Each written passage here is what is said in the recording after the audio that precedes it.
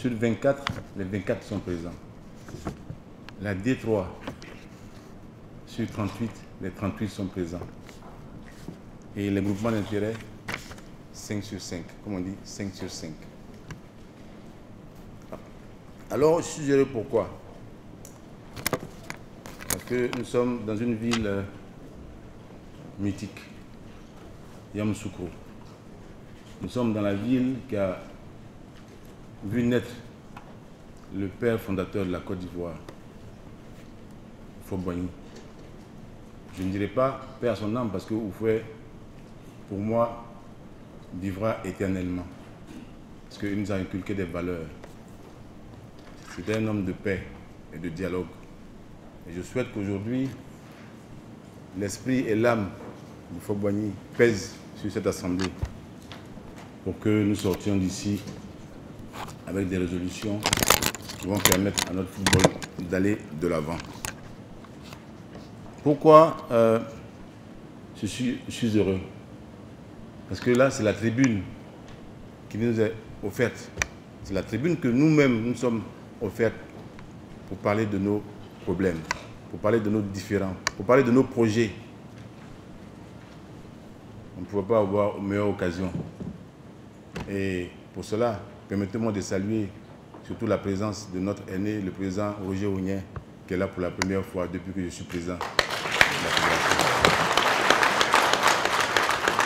Et je lui ai dit, en lui faisant la collade, je lui ai dit, président, je suis très heureux que tu sois là aujourd'hui. J'ai entendu dire depuis hier, bon d'ailleurs, que hier c'était la nuit des longs couteaux. Je n'ai vu aucun couteau hier. Et j'ai entendu aussi dire, et j'ai vu écrit, qu'aujourd'hui c'est la finale. Non, aujourd'hui ce n'est pas la finale. Aujourd'hui ce sera un match amical. Ce sera un match fraternel. Ce que je recommande, c'est vraiment le respect des uns et des autres. C'est des mots choisis.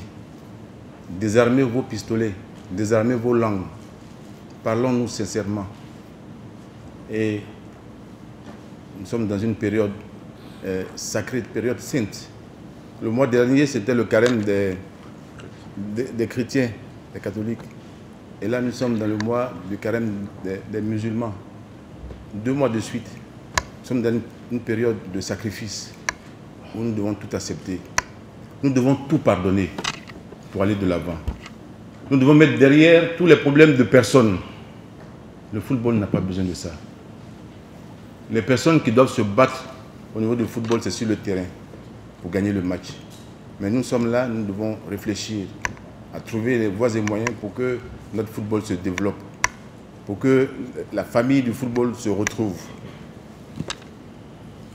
J'ai été le plus peiné pendant toutes ces crises. J'ai été le plus vilipendé. Et avec moi, tous les membres du comité, avec nos familles. Mais aujourd'hui, je souhaite que chacun de nous choisisse ses mots pour s'exprimer.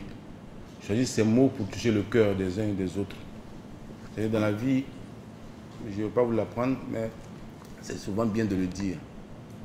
Il y a des bons, il y a des moins bons, il y a des méchants. Les méchants peuvent devenir moins bons et les moins bons peuvent devenir des bons. Aujourd'hui, faisons en sorte que tous ensemble, après ce match amical et fraternel que nous allons jouer aujourd'hui, qu'au sortir d'ici, que nous ne composions qu'une seule équipe. Une seule équipe pour faire grandir notre football. Évitons désormais la calomnie. Évitons désormais les injures. Évitons désormais la méchanceté. Tous ces mots n'ont pas la place parmi nous. Et je dois vous dire que je suis resté serein avec les membres du comité exécutif. On nous a traités de voleurs. Certains clubs sont allés même à l'inspection d'État. Aujourd'hui, j'ai le rapport de l'inspection d'État ici. Et j'ai été blanchi. La fédération a été blanchie.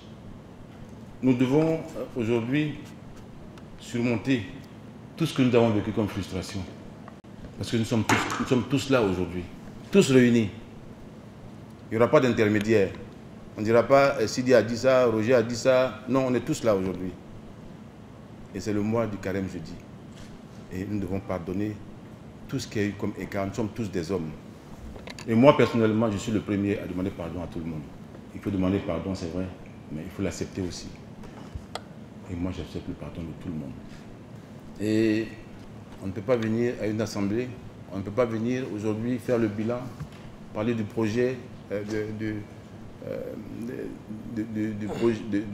du budget à venir, du projet du football, si nous n'avons pas le cœur libéré. Mais je vais libérer vos cœurs. Parce qu'aujourd'hui, je me trouve dans la position du bon père de famille. Peu importe l'âge. Je me suis dans la position du bon père de famille. Et je vous dirai une chose. Deux choses. Mais la première chose, déjà, je pense que nous devons créer les conditions pour que nos travaux se déroulent vraiment dans une ambiance familiale et fraternelle.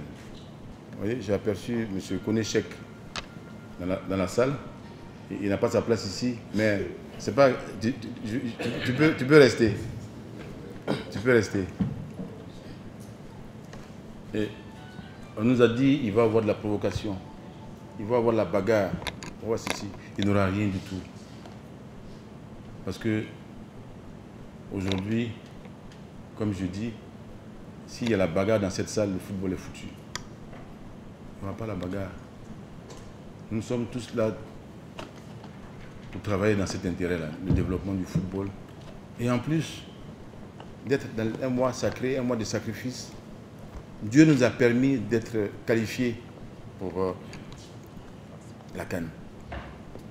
Et la CAN, c'est déjà arrivé. Hein. C'est dès le 21 juin. C'est le lancement de cette compétition prestigieuse pour nous, Africains. Et la Côte d'Ivoire jouera son premier match. Nous ne partons pas favoris, certes, mais nous devons nous donner toutes les chances pour avoir le meilleur résultat possible. Et c'est dans l'entente que nous réussirons à avoir ce résultat. Donc je vous demande à tous de penser à cela. Avant de donner la parole au directeur de cabinet représentant le ministre des Sports, je voudrais dire certaines choses pour qu'ils en soient témoins. Et lui, le DIRCAB et le représentant du préfet de Yamoussoukro, nos autorités administratives, nous allons commencer nos travaux. Mais je tiens déjà à vous dire qu'en bon père de famille, je demande à tout le monde d'être dans l'optique de la paix, de la réconciliation, du dialogue, comme Oufoué nous l'a enseigné. Dès que nos travaux seront ouverts, je demanderai à l'Assemblée générale ordinaire, qui est souveraine, de voir les voies et moyens, dès aujourd'hui, avec nos juristes, pour lever toutes les sanctions.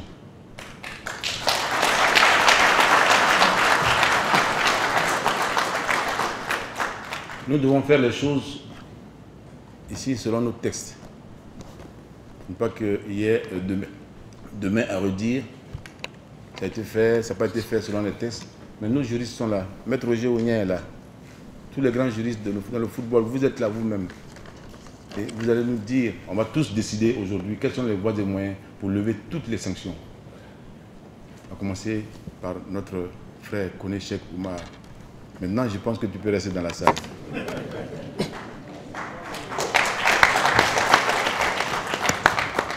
Ensuite, je voudrais aussi vous dire quelque chose. Nous avons prévu effectivement une AG mixte pour revoir les textes. Depuis 72 heures, je n'en dors pas. Parce que je me dis, les textes qui régissent le football doivent être des textes acceptés de tous. Doivent être des textes consensuels. Et tout à l'heure, lors de l'Assemblée, je donnerai la parole à Maître O, notre juriste.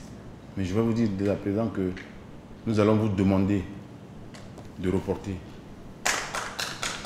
Je n'ai même pas fini de parler, vous applaudissez. Nous allons vous demander au niveau de l'AG de reporter la révision des textes. Pourquoi? Nous allons nous retrouver après. On appellera ça comme on veut. On appellera ça états généraux, on appellera ça table ronde, on appellera ça séminaire de réflexion, on appellera ça, il y a un nouveau terme qui est utilisé au niveau de la FIFA, symposium. Mais nous allons nous enfermer tous et nous sortirons avec des tests acceptés de tous. Donc c'est dans cet esprit que je veux que nos travaux aient lieu aujourd'hui. Je vous remercie vraiment d'être tous là. Comme je dis, le chat...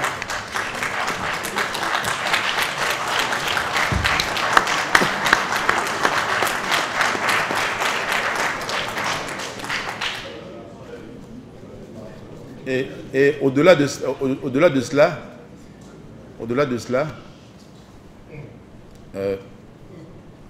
ce n'est pas Sidi ou la fédération qui a ce pouvoir-là.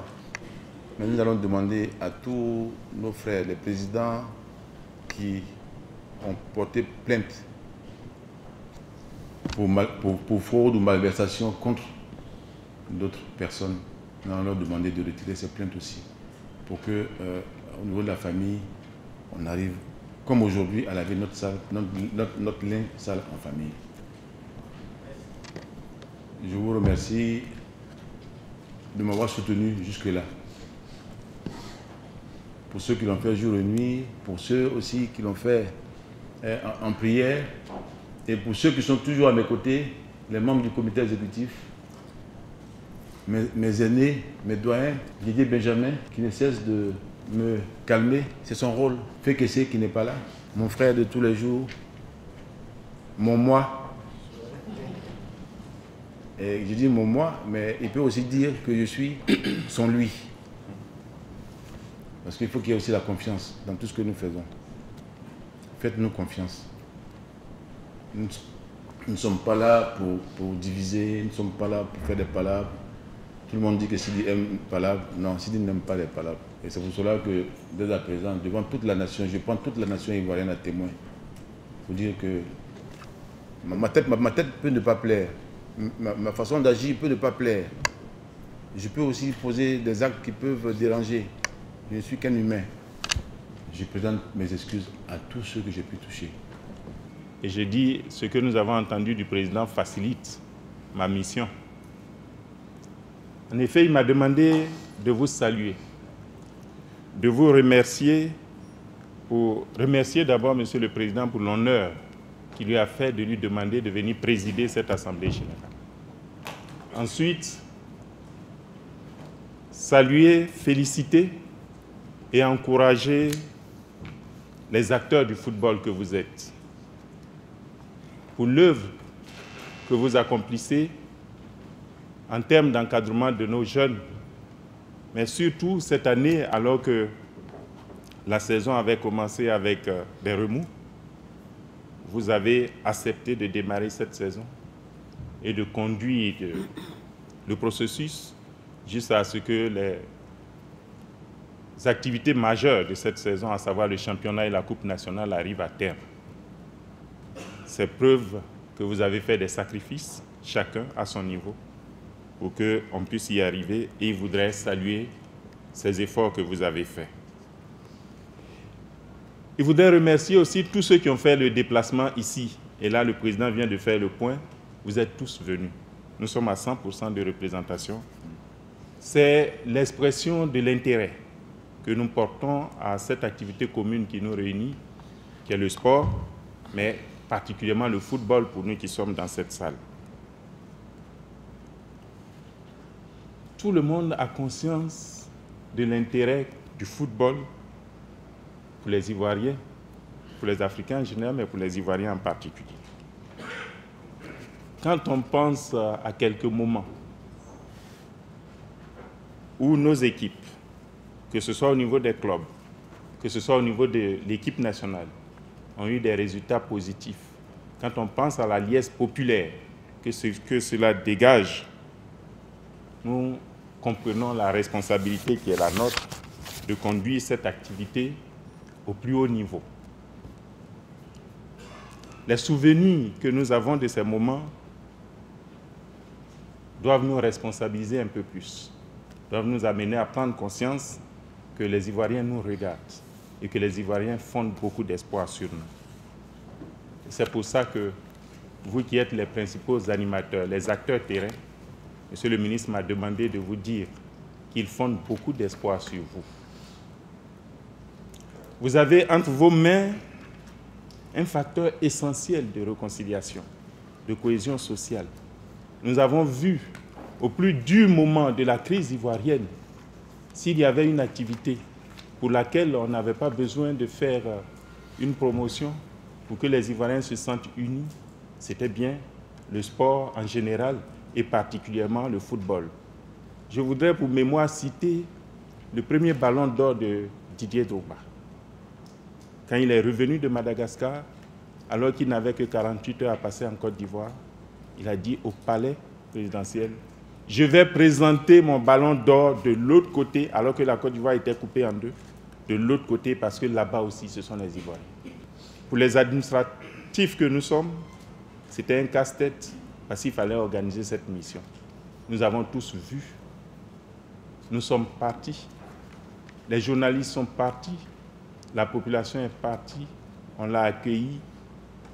Et nous sommes ressortis de là sans problème. Nous avons tous compris que de l'autre côté de la barrière, il y avait une vie et que ce n'était pas l'enfer. Ça a été l'un des éléments qui ont brisé ce mur qui séparait la Côte d'Ivoire en deux et qui ont permis aujourd'hui progressivement à la population de retourner. Aujourd'hui, où nous devons consolider cette paix, le football autour duquel nous étions réunis ne doit pas être l'élément qui divise. Et donc vous, qui êtes les acteurs de cette activité, nous voulons vous appeler à cette union, à cette cohésion. Vous avez entre vos mains un élément important d'éducation de la population. Et nous souhaitons que nous puissions, nous tous, nous réunir autour de cette activité et faire en sorte qu'elle puisse développer l'espoir des jeunes que vous encadrez, l'espoir d'une vie meilleure à travers ce qu'ils peuvent obtenir du foot, non pas seulement en pratiquant, mais l'ensemble des activités qui peuvent se développer autour de ce football. Nous souhaitons que cette Assemblée générale nous offre des échanges, l'occasion du respect mutuel, l'occasion du respect des textes que nous-mêmes nous nous sommes donnés à travers nos statuts et règlements, de telle sorte qu'au sortir de cette Assemblée, nous constituons une équipe qui va accompagner nos jeunes au Caire, mais une équipe qui va préparer l'avenir de ces jeunes aussi à travers les dispositions que nous allons prendre. C'est donc sur ces mots d'espoir que, au nom de Monsieur le ministre qui nous a demandé de le représenter ici, je voudrais déclarer ouverte l'Assemblée générale ordinaire de la Fédération ivoirienne de football. Je vous remercie. Merci. J'ai bien entendu, bien écouté tous les messages, mais vous avez tout à l'heure, et je voudrais que les uns et les autres sachent que c'est en ce qui me concerne et en ce qui concerne mon club, l'ASEC Mimosa. J'ai entendu le président dire qu'il a demandé, à la limite, il demandera au service de bien vouloir étudier les mesures et en fonction des textes, les mesures nécessaires pour, j'ai bien compris, effacer les sanctions prises. Il m'a semblé aussi entendre ça souvent venant de pères présidents de club. Monsieur le Président, Messieurs les membres du comité exécutif de la FIF, en ce qui concerne l'ASEC Mimosa et son président, je souhaite que la procédure poursuive et officiellement, quelles que soient les mesures prises, je ne sens ni mon club ni moi-même concernés par une quelconque mesure. Il faut respecter les textes, vous l'avez dit tout au long, même le directeur de cabinet du ministère des Sports l'a dit. Je souhaite que les textes soient respectés. Nous avons engagé une procédure de recours. Nous attendons patiemment, en respectant les décisions prises en ce qui concerne l'ASEC Mimosa et son président, les décisions prises exécutoires immédiatement. C'est ce que nous faisons depuis 9 mois. Donc, je ne me sens aucunement, ni mon club, ni moi-même. Et je demanderai aux responsables des services juridiques de bien comprendre qu'à partir du moment où il y a une procédure qui est en cours, il ne peut pas y avoir de mesures prises à l'encontre des personnes sanctionnées provisoirement. C'est juste ce message que je voulais transmettre. Et vous l'avez dit, je suis venu le dire devant tout le monde afin que nul ne m'ignore. Merci. Audio Jungle.